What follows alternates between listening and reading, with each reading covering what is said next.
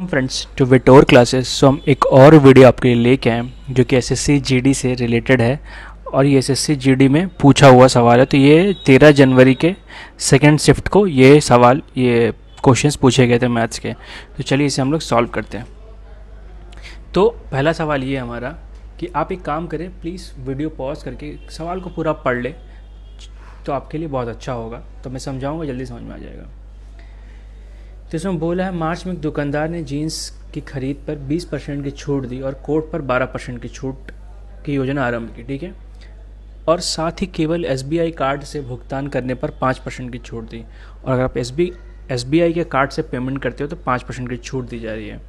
आनंद ने 1200 रुपये के अंकित मूल्य का जीन्स, 4500 रुपये के अंकित मूल्य का एक कोट खरीदा। यदि वह HDFC बैंक के कार्ड से माध्यम से भुगतान करता है तो उसे कितना भुगतान करना पड़ेगा।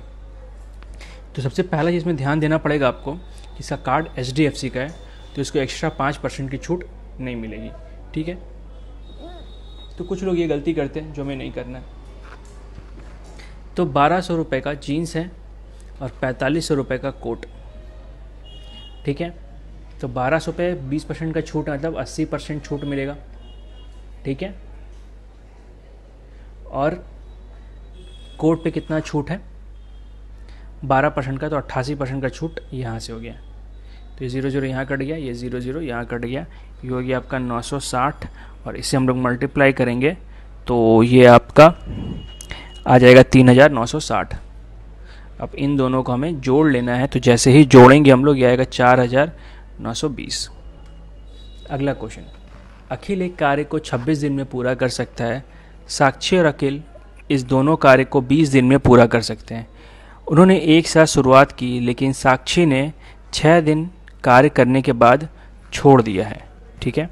तो ये हमें पता पड़े, तो ज्ञात कीजिए कि अखिल शेष कार्य को कितने दिन में पूरा कर सकता है, ठीक है।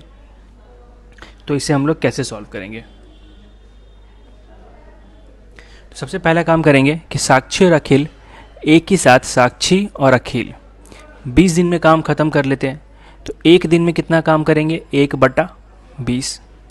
इन्होंने 6 दिन साथ काम किया है तो 6 × 20 1/20 इतना काम उन्होंने, एक दिन का काम अगर इतना है तो 6 दिन में कितना काम करेंगे, इससे 6 से गुना करके निकल जाएगा तो ये आएगा 3/10। तो 3/10 काम उन्होंने कर लिया है। तो बचा कितना काम 1 - 3/10 काम। टोटल काम हमेशा 1 ही होता है, तो घटाएंगे तो 7/10 आएगा क्योंकि लसा ले लेंगे 1/10 करेंगे तो 10 - 3 7/10। 7/10 काम हमारे पास बचा है।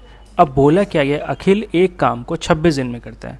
अखिल एक काम को 26 दिन में कर सकता है तो 7/10 काम को कितने दिन में करेगा, तो 26 × 7/10। तो इसे 13 बार में काटेंगे, इसे काटेंगे 5 बार में, यह आएगा 91/5। तो ऑप्शन नंबर डी। अगला क्वेश्चन बोला गया है 24 महिलाएं एक कार्य को 16 दिन में पूरा कर सकती हैं, तो उसी कार्य को 32 महिलाएं कितने दिन में पूरा करेंगी। तो इसका एक फॉर्मूला आता है हमारा, ये ध्यान रखिएगा, M1 × D1 = M2 × D2। M1 D1 मतलब हो गया शुरू के कितने लोग हैं और ये कितना दिन लग रहे हैं, यहाँ पे कितने लोग कितना दिन। तो 24 महिलाएं लग रहे हैं और कितना दिन लग रहा है 16। 32 महिलाओं को करना है, कितने दिन पता नहीं, हमें निकालना है। तो इसे हमें काटना पड़ेगा।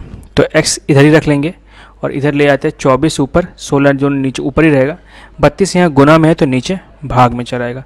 तो 2 बार में कटा, 2 से कटा ये 12 बार में, तो 12 दिन में वो काम ख़त्म कर लेगा।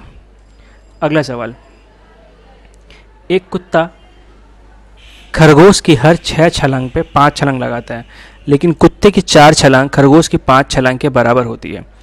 तो कुत्ते और खरगोश की गति का अनुपात। सबसे पहला काम आप ये करिएगा, जो ये लिखा हुआ है लेकिन कुत्ते की 4 छलांग, तो कुत्ते की 4 छलांग मतलब 4 × डॉग किसके बराबर है, रैबिट के या हेयर के 5 छलांग के बराबर।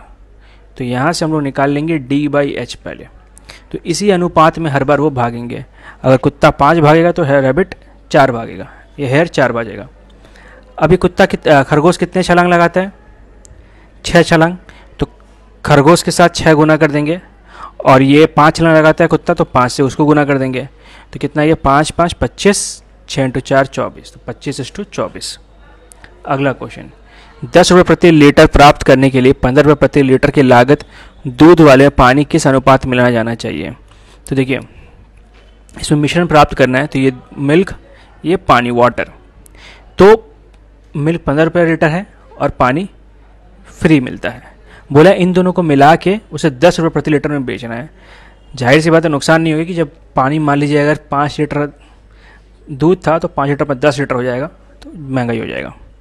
तो जब ऐसे लिख लेंगे हम लोग तो क्या करेंगे, इसे ऐसे घटाएंगे। तो 15 माइनस 10 5, और 15 10 को घटाएं तब 10 से 0 को घटाएंगे तो कितना आएगा 10। तो काटेंगे 2 और 1, तो कितना आ गया 2:1 या 1:2। एक ही बात है, पूछा क्या गया, दूध में पानी को किस अनुपात में मिलाया है। तो हमारा ये दूध और पानी का अनुपात आ गया, लेकिन हमें निकालना क्या था, दूध में पानी को किस अनुपात में मिलाया जाए, तो 1:2 में। अगला क्वेश्चन, यदि एक बेलन के आधार की त्रिज्या और ऊंचाई 17 सेंटीमीटर और 49 सेंटीमीटर है तो बेलन के वक्र पृष्ठ की क्षेत्रफल क्या होगी। ठीक है, और वक्र पृष्ठ मतलब कर्व सरफेस एरिया होता है इंग्लिश में। तो इसका फॉर्मूला सिंपल सा होता है 2πRh वक्र पृष्ठ का, ये आपको याद रखना पड़ेगा, तभी आप क्वेश्चन सॉल्व कर सकते हैं। पाई का मान 22/7, आर का मान आपका दिया हुआ है यहाँ पे 17 त्रिज्या और ऊंचाई दिया 49। तो इसे हम लोग गुना कर काटेंगे 7 से 7 बार 49 को, बस बाकी अब गुना ही करना है। तो सब गुना करिएगा तो आपका आएगा 5236। अगला क्वेश्चन, यदि 40 किलोग्राम भार के व्यक्ति शामिल हो जाता है तो एक समूह का औसत 1 किलो बढ़ जाता है।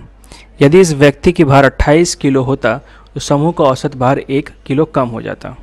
तो समूह का वास्तविक औसत भार ज्ञात कीजिए। तो इसे सॉल्व करने के लिए सबसे पहले हमें समझना पड़ेगा कि कितने सारे लोग हैं, वो मानते हैं n, नंबर ऑफ लोग कितने n, और x लोग हैं हमारे पास, x उनका औसत है। तो हम जानते क्या है कि औसत बराबर क्या होता है, योग बटा, मैं लिख देता हूँ क्योंकि सब जीडी के प्रिपरेशन कर रहे हैं तो शायद ना पता हो, पता नहीं है तो अच्छे से पढ़ाई करिए थोड़ा। औसत योग बटा संख्या, कितने सारे संख्या है। तो अगर हमको औसत पता है और संख्या पता है, अगर इन दोनों को गुना कर देंगे हम लोग तो योग निकल जाएगा। तो हमें देखिए ये पता है संख्या, ये पता है औसत, दोनों को गुना करेंगे तो n × x, ये टोटल वेट हो गया। अब क्या बोल रहे हैं, अब आगे पढ़ते हैं। बोला है कि यदि 40 किलोग्राम भार के व्यक्ति को शामिल होता है तो टोटल वेट कितना था, nx था, इसमें अब 40 किलो के व्यक्ति शामिल हो गया तो क्या हो गया, तो एक समूह का औसत भार 1 किलो बढ़ जाता है। देखिए पहले हमारे पास लोग कितने थे, n थे, अब लोग कितने हो गए n+1, और औसत कितना घट गया 1। तो पहले औसत x था तो अब x-1 हो गया। तो ये भी नया वजन है और ये भी नया वजन था, दोनों आपस में बराबर होंगे। तो यहाँ से सॉल्व करेंगे nx + 40, ये हो जाएगा nx, ये मारेंगे n, 1 से इसको करेंगे +x और ये -1, तो nx दोनों इधर पे आपका कट जाएगा। ये मैं थोड़ा सा अजीब सा लिख दिया हूँ तो इसे आपको प्लीज़ आप ध्यान नहीं दीजिए, ये कुछ तो गलती की है मैंने। अच्छा, एक क्वेश्चन में गलती किया भाई, 1 किलो बढ़ जाता है, मैंने यहाँ पे घटा दिया है, इसीलिए तो सब प्लस में ही आएंगे, कोई माइनस में नहीं आएगा। ठीक है, तो जाएगा x + n = 40। ठीक है, अब बोला क्या गया है कि यदि एक व्यक्ति का भार कितना 28 किलो है तो जैसे नया लोग ऐड होगा तो ये तो n+1 होगा ही, लेकिन समूह का औसत कितना घट जाता है 1, तो x-1 घट गया। तो फिर से इसे सॉल्व करेंगे, nx + 28 nx, अब गुना करेंगे तो ये -n आएगा, ये आएगा आपका +x और ये आएगा -1। तो फिर से nx कट गया तो यहाँ पे आ जाएगा x - n।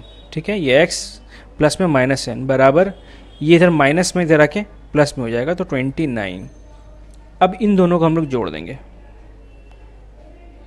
तो जैसे ही जोड़ेंगे तो क्या होगा, देखिए x और x दोनों प्लस में तो ये 2x हो गया, लेकिन n यहाँ पे -n है और ये प्लस है तो +n - n आपस में कट जाएगा, 0 हो गया।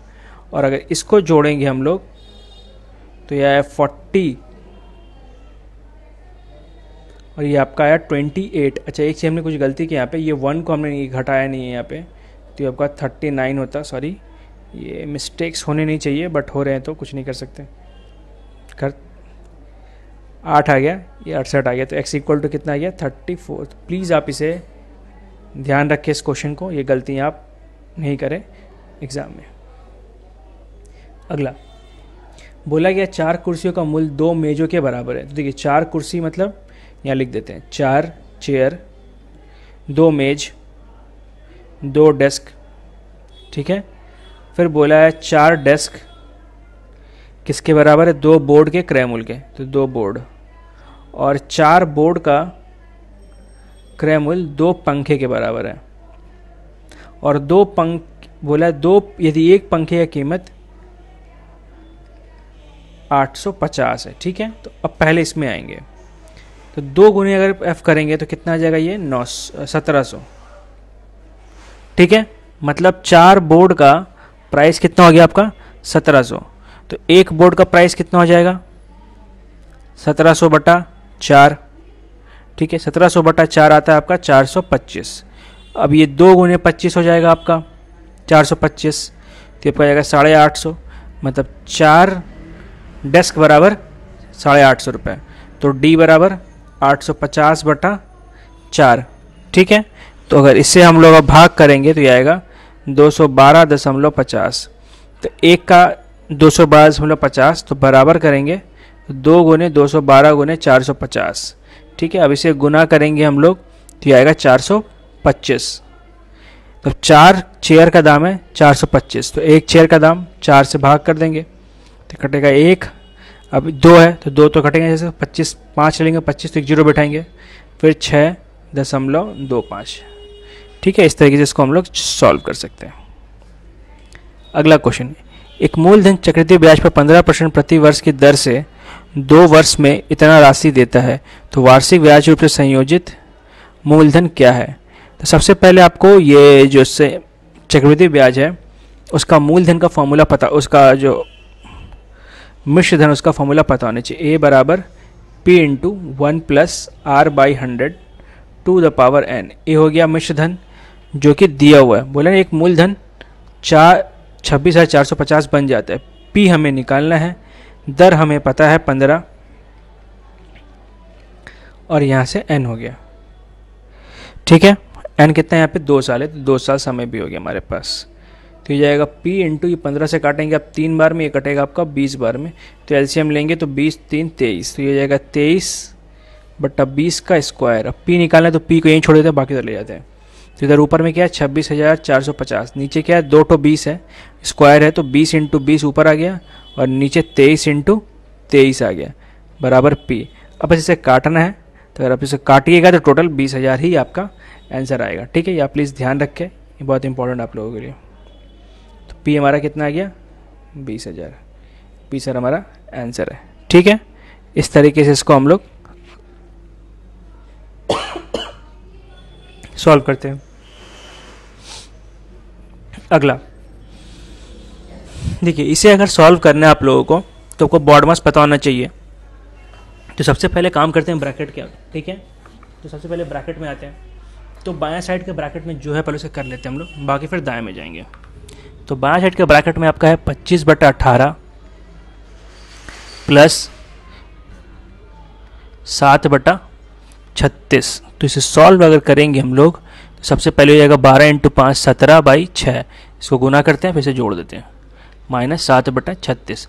अब देखिए सबसे बड़ा नंबर कौन सा 36, 6 से भी कटता है 18 से भी कटता है, तो 36 से इसका लसा होगा। 2 बार में आया 50, 6 बार में ये कटा तो आपका आ जाएगा 102, ये आएगा 7, ठीक है। तो इसे अब जोड़ना पड़ेगा हमें, तो ये आएगा 45/36, ठीक है। अब इधर पे आपका 11 सही, 2/6 तो छोटा ब्रैकेट का काम हो गया, अब बड़ा ब्रैकेट का काम करेंगे हम लोग। तो 11 2/6 है मतलब 68, 66 प्लस 2 कितना आएगा 68, तो 68 डिवाइड 6, ये डिवाइड था तो मल्टीप्लाई करेंगे तो बदल जाएगा, तो ऊपर 36 नीचे 45, तो ये 6 से कट गया, ठीक है। फिर इसे 3 से काट सकते हैं 15 बार में, 3 से काट सकते हैं 2 बार में, और शायद नहीं कटेगा, बट जो भी है ऊपर इतना लिख देंगे हम लोग। और ऊपर आपके पास बचा है फिर ये बाहर में 14 3 17, तो 17 ऊपर 68 इंटू 2/15, ठीक है।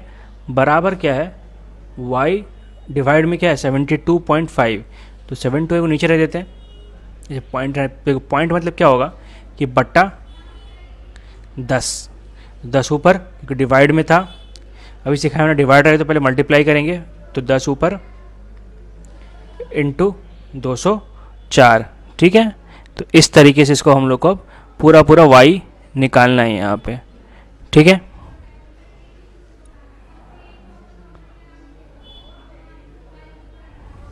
हाँ, तो बस इसको सॉल्व करिएगा आपका, तो डायरेक्टली यही आपका 17/7। तो प्लीज़ आप इस क्वेश्चन को एक बार फिर से करें, खुद से करें, मैं बार बार बोल रहा हूँ, आप अगर सिर्फ वीडियो देखेंगे तो कभी आपका एग्जाम नहीं निकले वाला है। आप संग संग सॉल्व कर ले, उसके बाद भी क्लियर नहीं हो रहा प्लीज़ फिर से बताएं, आपको हम फिर बताएंगे कि कैसे इसको कर सकते हैं, ठीक है। ये बहुत इंपॉर्टेंट आप लोगों को प्रैक्टिस करने के लिए। अगला है, एक गतिमान पिंड द्वारा तय की गई दूरी डी समय टी के साथ प्रत्यक्ष रूप से बदलती है, ठीक है। जब एक रेलगाड़ी 3 घंटे में 120 मील की दूरी तय करती है तो 8 घंटे में कितने मील की दूरी तय करेगी। तो इसमें बोला क्या गया, गतिमान पिंड का जो दूरी है वो डी समय टी के साथ प्रतिपक्ष रूप से बदलती है। मतलब जैसे जैसे दूरी जो है कब बदलती है, समय के साथ, एकदम जैसे समय बदले, जैसे जैसे समय बदलेगा वैसे वैसे दूरी बदलेगा, ठीक है। ये इन लोग का कहने का मतलब है। तो इससे हम लोग पूछा गया है कि 8 घंटे में कितनी मील दूरी तय करेगी, ये सवाल है आपके पास, ठीक है। तो जब ये सवाल रहेगा तब क्या करिएगा, कौन बदल रहा है, दूरी बदल रहा है समय के हिसाब से, तो इसको लिखते हैं डी प्रोपोर्शनल टाइम। इसको आप ऐसे कर लीजिए, डी बराबर के लिख लीजिए, प्रोपोर्शनल हटा के इंटू टी लिख लीजिए। तो डी हमारा दूरी हो गया तो 120 यहाँ पे बैठा देंगे, के हमारा नहीं पता हमें, तो यहाँ पे 3 घंटा हो गया। अब ये के गुना में है, 3 गुना में है, मगर भाग होगा तो 40 आएगा, तो 40 बराबर के हो गया। अब इस फार्मूला को हम लोग फिर से यूज़ करेंगे, हमें डी निकालना है, के हमने निकाल लिया है, समय हमें 8 घंटे दिया है, तो 320, ठीक है। समझ में आ गया इस तरीके से। अगला, यदि किसी धनराशि पर 2 वर्ष के लिए 5% वार्षिक दर से साधारण ब्याज 50 रुपये है, तो इसी दर और इतने ही समय के लिए वार्षिक रूप से संयोजित होने पर चक्रवृद्धि ब्याज क्या होगा। बोला कोई धनराशि पर 2 वर्ष के लिए 5% वार्षिक दर से साधारण ब्याज कितना है, 50 रुपये, ठीक है। तो इसी दर और इतने ही समय के लिए वार्षिक रूप से संयोजित होने पर चक्रवृद्धि ब्याज क्या होगा, ठीक है। तो इसके लिए हमें दोनों फॉर्मूला पता होने चाहिए, साधारण ब्याज का भी और चक्रवृद्धि ब्याज का भी, ठीक है। तो इसे हम लोग किस तरीके से कर सकते हैं। तो सबसे पहले क्या निकालेंगे हम लोग का एसआई का फॉर्मूला क्या है, एसआई बराबर P into R into T बटा 100। तो एसआई कितना दे दिया, 50 रुपये, पी हमें पता नहीं है, दर हमारा 5 है, समय हमारा 2 है, बटा 100 हो गया। तो ये ऊपर 10 आ गया, तो 10 से ये कटा 10 बार में, तो पी हमारा आ गया 500 रुपये। अब सी आई निकालना है, तो सी आई का फॉर्मूला क्या होता है, ए माइनस पी। ए का फॉर्मूला क्या होता है, P into 1 plus R by 100 to the power N minus P. तो पी हमारा 500 रुपये है, 1 आर हमारा 5 है, और समय यहाँ पे भी 2 है, ये हो गया 500। तो पहले से सॉल्व करेंगे, तो 5 से कटाइए 20 बार में, तो ऊपर आपका आ जाएगा 21/20 का होल स्क्वायर माइनस 500, ठीक है। तो आप इसे सॉल्व कर सकते हैं, बहुत सारे तरीके से सॉल्व कर सकते हैं, ठीक है। तो ये पहले आप जो तरीका अच्छा लगे आप कर सकते हैं। पहले इसका स्क्वायर कर लीजिए, ये आ जाएगा 441/400 माइनस 500, ठीक है। तो आप इसको 500 गुना कर सकते हैं, या फिर क्या करिए, दोनों में से 500 बाहर निकाल लीजिए, तो बचेगा आपका 441/400 माइनस 1। एलसीएम लीजिएगा तो आ जाएगा 500 इंटू 441 माइनस 400 बटा 400, तो ये कट गया 0 0, ऊपर आ जाएगा 5 इंटू 41/4। बस इसे आप सॉल्व करिएगा, आपका आंसर आ जाएगा। आंसर कितना आ रहा है बताइए, वीडियो पॉज करके बताइए आंसर, पहले कमेंट करिए, फिर आप मैच करिए कि आपका सही आ रहा है कि नहीं। ये आंसर होगा 51.25। अगला क्वेश्चन, बोला है एक खिलौना का मूल्य 1800 रुपये है, एक बिक्री में इसका मूल्य घटकर 1500 रुपये कर दिया गया, तो कितनी प्रतिशत की कमी हुई? तो 1800 से 1500 कितना कमी हुआ? 300 रुपये कमी हो गया। कमी किस पे होगा, यही इंपॉर्टेंट है। जो ज़्यादा होगा उसी पे कमी होगा, तो कमी किस पे? 1800 पे कमी हुआ इंटू 100, तो 100 कट गया। अब 6 से काटे आप 3 बार में, 6 से काटे 50 बार में, तो 50/3%। ठीक है, परसेंट ऐसे निकालते हैं हम लोग, जितना घटता है उसको ऊपर लिखते हैं और जिसके हिसाब से घटता है उसको नीचे गुने 100। अगला सवाल, 3 संख्याओं का लघुत्तम समापवर्ती क्या है? मतलब तीनों का लसा क्या है? तो ये सबको आप पता होना चाहिए लसा निकालना यार। अगर नहीं पता है, थोड़ा दिक्कत का बात है, तो पहले निकाल के वीडियो पॉज करके कमेंट बताया, फिर आपको मैं सिखाता हूँ। 120, 240 और 480। ठीक है, तो इसका आंसर ऐसे 480 होना चाहिए। अगर मैं कोई चीज़ सिखा दूँ, देखिए सबसे बड़ा नंबर को देखिएगा, सबसे बड़ा नंबर क्या है? 480। आपको जीरो से दिक्कत, जीरो को हटा ही दीजिए, सिर्फ 12, 24 और 80 को ही पकड़ते हैं हम लोग। ठीक है, तो 48 24 से भी कटता है, 12 से भी कटता है। तो जब ऐसा नंबर आपको मिल जाए तो सबसे बड़ा वाला होगा वही आंसर होगा। ठीक है, नहीं तो आप 2 से भाग करके देखते जाइए, जो अच्छा लगे करे। अब बोला है पुलिस एक चोर को 380 मीटर दूर से देखता है। चोर भागने लगता है, पुलिसकर्मी उसका पीछा करता है। चोर और पुलिस कर्मी का क्रमशः इतना चाल है, चोर को पकड़ने में पुलिस देखिए कितना समय लगेगा। तो इसका सिंपल तरीका मैं आपको बार बार हर वीडियो में बताता हूँ, जो भी वीडियो में सवाल आते हैं, कि आप सबसे पहले देखिए चोर और पुलिस के बीच में दूरी कितनी है, वो है 380 मीटर, और उनके गति का अंतर कितना है, 30 और 25 का अंतर कितना, 5। तो बस आप इसे भाग करिएगा तो आपको मिल जाएगा कितना समय लग रहा है।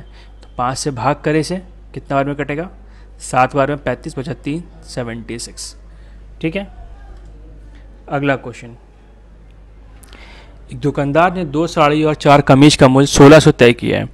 इतनी ही धनराशि में 1 साड़ी और 6 कमीज खरीदी जा सकती है। अगर मैं 12 कमीज खरीदना चाहता हूँ तो मुझे कितना भुगतान करना पड़ेगा? तो सबसे पहले हमें इसमें से निकालना पड़ेगा कि किसका मूल्य कितना है। तो मान लेते हैं एक साड़ी का मूल्य X रुपया दाम है और एक कमीज का 4 रुपये दाम है। ठीक है, तो अगर एक साड़ी का दाम X रुपये, 2 साड़ी का दाम 2X, एक कमीज का दाम Y, तो 4 कमीज का दाम 4Y, दोनों को जोड़ेंगे तो 1600 रुपये आएगा। ठीक है, अब बोला क्या गया है कि 1600 में ही कितना खरीद रहे हैं हम लोग? एक साड़ी खरीद रहे हैं। एक साड़ी का दाम X था और कितने कमीज खरीद रहे हैं? 6 कमीज। ठीक है, तो भी 1600 ही आएगा। तो अगर आप एक चीज़ ध्यान देंगे तो यहाँ से हमें निकालना पड़ेगा कि किसका निकालना है? हमें कमीज का दाम निकालना है, तो Y का निकालना है। तो देखिए यहाँ पे X कितना है? 2X है, यहाँ पे X है। तो हम क्या करेंगे, इस वाले चीज़ को 2 से गुना, क्यों? क्योंकि ये बराबर हो जाए। तो 2 से गुना करेंगे तो ये 2X आ गया, ये आपका 12Y हो जाएगा, 6 गुने 2 12, ये आपका 200 हो जाएगा। सॉरी, ये 1600 था, 200 नहीं होगा, ये होगा आपका 3200। अब ये मेरा एक समीकरण हो गया, एक दूसरा फलक समीकरण ये था। देखिए इस पे हमने काम किया है तो इसी से नहीं घटाएंगे, जिसको छोड़ा हुआ तो उसे घटाएंगे। तो 2X इसके नीचे लिख देंगे, 4Y इसके नीचे लिख देंगे, 1600 इसके नीचे लिख देंगे। अब जब घटाते हैं ना तो ये प्लस का, यहाँ प्लस का साइन माइनस हो गया, ये प्लस है ये भी माइनस हो गया, प्लस है भी माइनस हो गया। तो 2X माइनस 2X एक ही चीज़ 0, 12Y माइनस 14 8Y, और 3200 है 1600 कितना हो गया? 1600। तो Y कितना आ गया आपका? 200। तो एक शर्ट का दाम कितना हो गया आपका? 200। उसे कितना शर्ट खरीदना है? 12, तो 2400 रुपया दाम हो गया, 12 × 200। अगला, एक परीक्षा में प्रत्येक 100 अंक के 3 विषय, एक छात्र ने पहले से 75, दूसरे में 86 और कुल मिलाकर 68% प्राप्त किए। तो तीसरे विषय में उसका अंक कितना होगा? सबसे पहले उसमें निकालेंगे कि पहले में कितना निकालेंगे। तो पहले में उसमें 100 में से 75, देखिए जितना 100 का जितना परसेंट निकालेंगे उतना ही आंसर आएगा। तो 100 का 75% कितना आएगा? 75। 100 का 86% कितना आएगा? 86, ये 86। तो इन दोनों को जोड़ेंगे तो 1 8 5 15 16, 161 मार्क्स से स्कोर कर लिए हैं। ठीक है, उसे टोटल मार्क्स कितना मिला है? तो टोटल तीनों अंक कितने थे? 300, 100 + 100 + 100, उसमें कितना मिला इसको? 68%। 100 कट के इसे गुना करिए, 24 हाथ में 2 204 नंबर मिला है उसको। और 2 सब्जेक्ट में कितना मिले 161, तीनों में कितना है 204, तो 204 में से अगर 161 घटा देंगे तो हमारा आंसर आ जाएगा 43%, तो उसको 43% नंबर उसको मिला है। अगला सवाल बोला 6 सेंटीमीटर ठोस गोलियों की संख्या ज्ञात कीजिए जो 12 सेंटीमीटर ऊंचाई और 6 सेंटीमीटर व्यास वाली ठोस धातु के बेलन को पिघलाकर बनाए गए हैं। तो जब भी पिघलाने वाला सवाल आएगा तो आपको करना पड़ेगा आयतन बराबर। तो गोला का आयतन होता है 4/3 पाई आर क्यूब, आर मान त्रिज्या या रेडियस, और बेलन का होता है पाई आर स्क्वायर एच। तो ये दोनों बराबर होगा, लेकिन इसमें बोला क्या गया है कि कितने सारे गोले होंगे, ये पूछा है कि तो इसमें n गुना कर देंगे हम लोग, गोलों का हमको n निकालना हमें। तो पाई पाई दोनों की तरह बराबर काट सकते हैं हम लोग, लेकिन यहाँ पे भी दोनों आर है, बट इसका आर अलग है, इसका आर अलग है, तो हम नहीं काट सकते। ठीक है, तो n यहाँ रखते हैं, बाकी सब। इसका आर कितना था आपका 6 सेंटीमीटर, 6 देखिए व्यास है, पहली बात तो ये 3 होगा, तो ये आर कितना हो गया 3, 3 गुने 3, h कितना है 12 बटा, ठीक है, आर क्यूब, इसका भी आर कितना है 6 व्यास है, तो व्यास का आधा त्रिज्या होता है, तो नीचे यहाँ पे 3 3 आ गया। अब बचा क्या, बचा 4/3, तो 3 ऊपर जाएगा और 4 नीचे आएगा, तो 3 ये सब कट गया, 4 से कटाइए 3, तो कितना संख्या हो गया 3। ठीक है, अगला क्वेश्चन, ए और बी 2 टंटक है, एक दोपहर उन्हें टंकन के लिए 80 पृष्ठ दिए गए। उन्होंने कार्य को समान रूप से विभाजित किया, लेकिन बी ए से 14 मिनट पहले टंकन कार्य समाप्त कर देता है, जबकि ए ने उसी टंकन कार्य के लिए 4 घंटा समय लिया। अगले दिन दोपहर उन्हें फिर से टंकन करने के लिए 121 पृष्ठ दिए गए।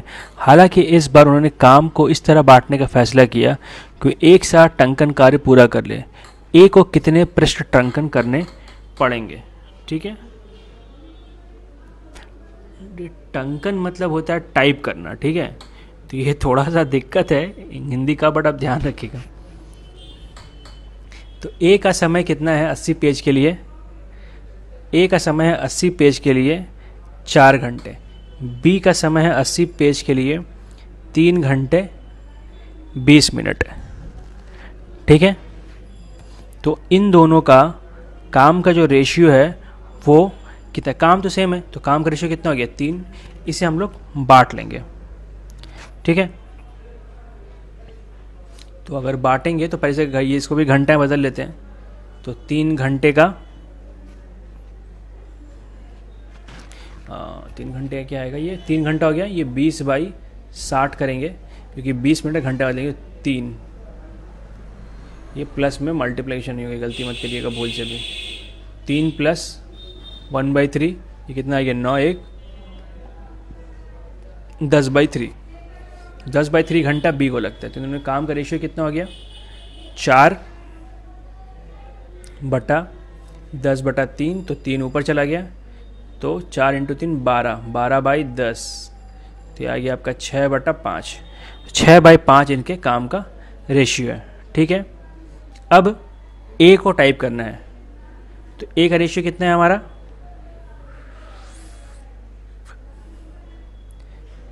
देखिए ये इतना टाइप करता है, तो इसको ये इफिशियंसी हम लोग निकाले बेसिक, तो इफिशियंसी जो भी होगा उसका उल्टा होगा।